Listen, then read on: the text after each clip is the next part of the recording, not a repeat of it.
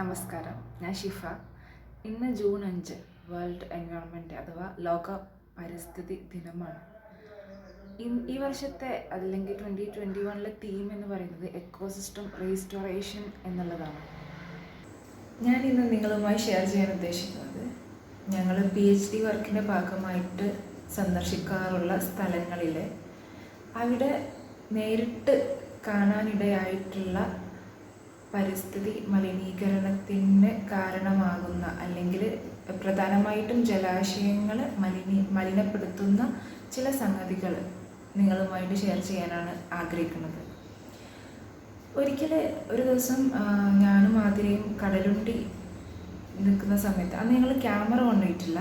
കാരണം അന്ന് വർക്കിൻ്റെ ഭാഗമായിട്ട് കുറച്ച് സാമ്പിൾസ് കളക്ട് ചെയ്യാൻ വേണ്ടിയിട്ട് പോയതാണ്. അപ്പോൾ അവിടെ ഇരിക്കുന്ന സമയത്ത് ഒരു സ്ത്രീ കയ്യിലൊരു ബക്കറ്റുമായിട്ട് വെള്ളത്തിൻ്റെ അടുത്തേക്ക് നടന്നു വരുന്നുണ്ട്. അവർ കുളിയൊക്കെ കഴിഞ്ഞ് വീടൊക്കെ വൃത്തിയാക്കി വരുന്ന ഒരു വരവാണെന്ന് കണ്ടാൽ മനസ്സിലാവും.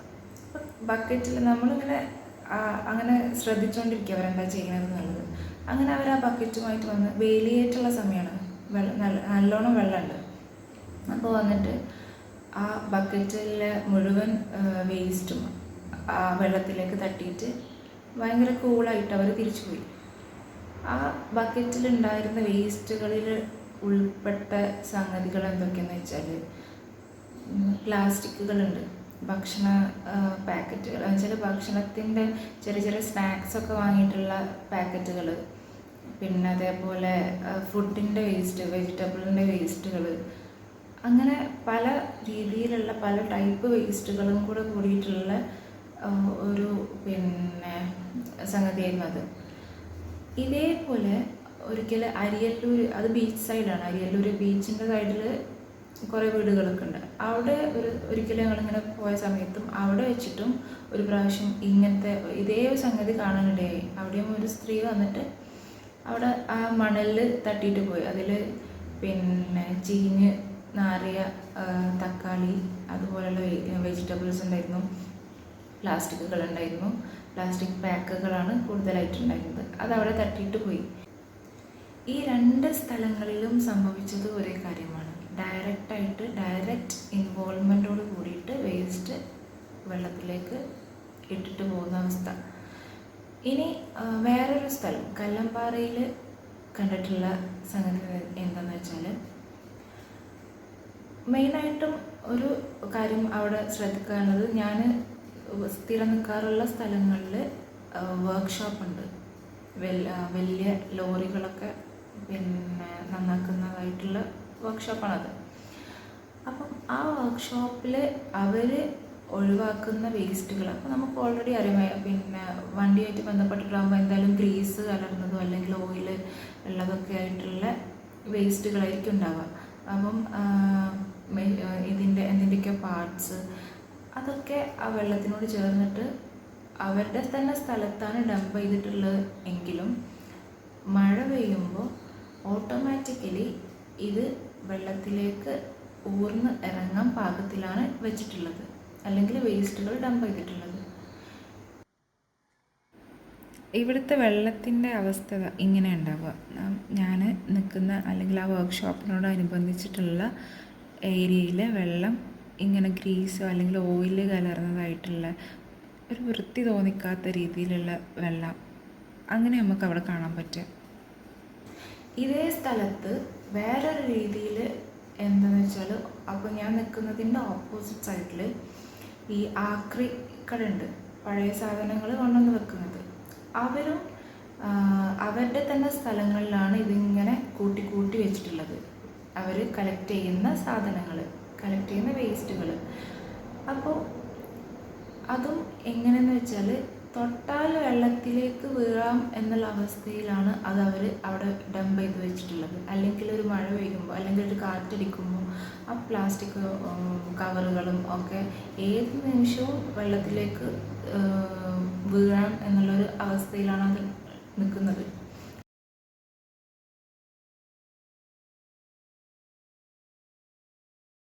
ഈ പറഞ്ഞ കല്ലമ്പാറയിൽ തന്നെ കണ്ടിട്ടുള്ള സംഗതിയാണ്. ഈ അറവുശാലകളിൽ നിന്നൊക്കെയുള്ള ബീഫിൻ്റെയൊക്കെ ബ്ലഡ്, ബീഫിൻ്റെ വേസ്റ്റുകളും ഉണ്ടാവുമായിരിക്കും, പക്ഷെ അത് ഞാൻ കണ്ടിട്ടില്ല.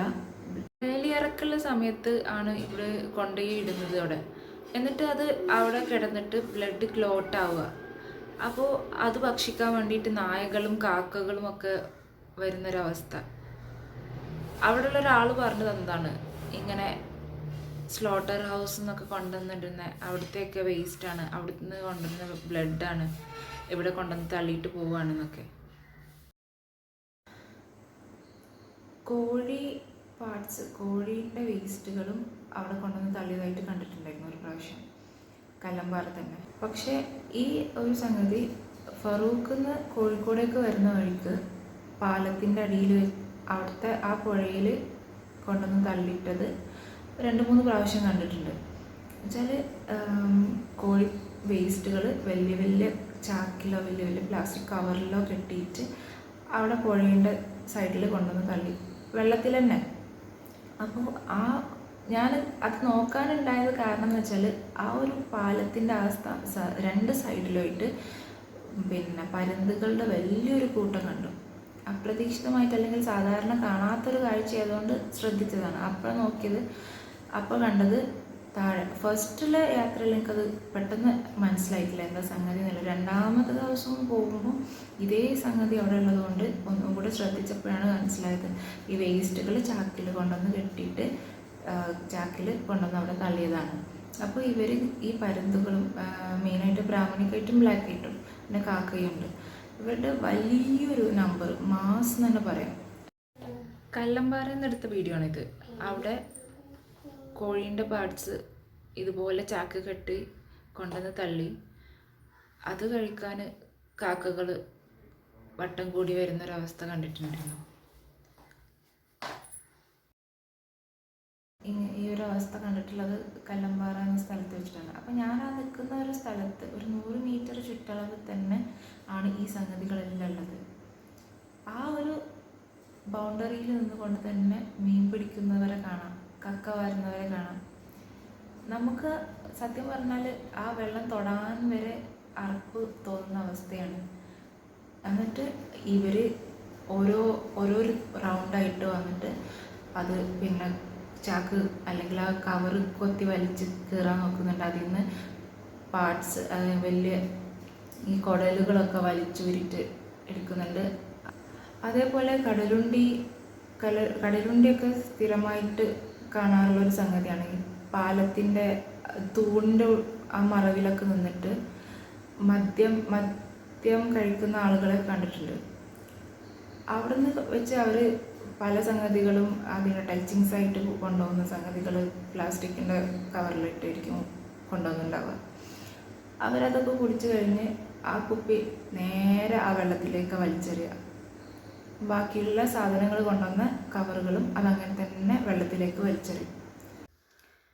ഞാനിവിടെ പറഞ്ഞ കാര്യങ്ങൾ മാത്രമല്ല പരിസ്ഥിതി നശിക്കാനുള്ള കാരണങ്ങളിൽ പെടുന്നത്. ഒരുപാട് കാര്യങ്ങളുണ്ട്. അതിൽ ഞാൻ കണ്ടിട്ടുള്ള അല്ലെങ്കിൽ എനിക്ക് ക്യാമറയിൽ പകർത്താൻ പറ്റിയിട്ടുള്ള കാര്യങ്ങൾ മാത്രമാണ് ഞാനിവിടെ പങ്കുവച്ചിട്ടുള്ളത്.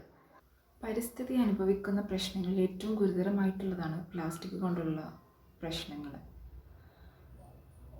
മൈക്രോ പ്ലാസ്റ്റിക്സ് നമ്മൾ കാണാത്ത രീതിയിൽ വെള്ളത്തിൽ വലിയ തോതിൽ മൈക്രോ പ്ലാസ്റ്റിക്സ് കൂടിക്കൊണ്ടിരിക്കുന്നൊരവസ്ഥ. ഈ പ്ലാസ്റ്റിക് കൊണ്ടുള്ള പ്രശ്നങ്ങളും പ്രത്യാഘാതങ്ങളും വിശദമായിട്ട് മറ്റൊരു വീഡിയോയിൽ ഞാൻ എന്തായാലും പറയും. റോബർട്ട് സ്വാൻ പറഞ്ഞതുപോലെ മറ്റാരെങ്കിലും വരും നമ്മുടെ ഭൂമിയെ സംരക്ഷിക്കാൻ എന്ന് ചിന്തിക്കുന്നത് തന്നെയാണ് ഏറ്റവും വലിയ ഭീഷണി എന്നുള്ളത്. നമുക്ക് നമ്മളിൽ നിന്ന് തുടങ്ങേണ്ടതാണ് ഈ പരിസ്ഥിതിയെ സംരക്ഷിക്കുക എന്നുള്ള ഒരു കാര്യം.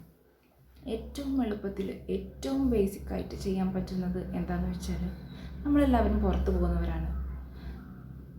ഒന്ന് എല്ലാവരും, ഞാനടക്കം എല്ലാവരും ഒന്ന് ആത്മപരിശോധന ചെയ്താൽ പുറത്തു പോകുന്ന സമയത്ത് കഴിക്കുന്ന ഒരു ചെറിയൊരു മിഠായിയുടെ കവറാണെങ്കിൽ പോലും അത് നമ്മൾ നിക്ഷേപിക്കുന്നത് അല്ലെങ്കിൽ നമ്മൾ കറക്റ്റായിട്ട് അതൊരു വേസ്റ്റ് ബിന്നിലേക്ക് ഇടുന്നുണ്ടോ, അല്ലെങ്കിൽ അത് അലക്ഷ്യമായിട്ട് പരിസരങ്ങളിൽ നിക്ഷേപിച്ച് തിരിച്ചു വരികയാണോ എന്നുള്ളത് കൃത്യമായിട്ട് നമ്മളൊന്ന് ചിന്തിക്കേണ്ട കാര്യമാണ്.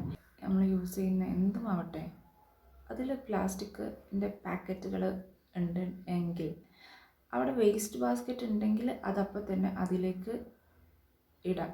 അതല്ലെങ്കിൽ തൽക്കാലം നമ്മളുടെ ബാഗിൻ്റെ ഒരു ചെറിയൊരു പോക്കറ്റ് അതിന് വേണ്ടിയിട്ട് മാറ്റി വെച്ചിട്ട് അതിൽ തൽക്കാലം അതിലിട്ടുകൊണ്ട് പിന്നെ തിരിച്ച് വീട്ടിലെത്തുമ്പോൾ നമ്മൾ പ്ലാസ്റ്റിക് കവറുകളൊക്കെ കളക്ട് ചെയ്ത് വെക്കുന്നത് എവിടെയാണോ അവിടത്തേക്ക് അതും കൂടെ ഡംപ് ചെയ്ത് വെക്കാം.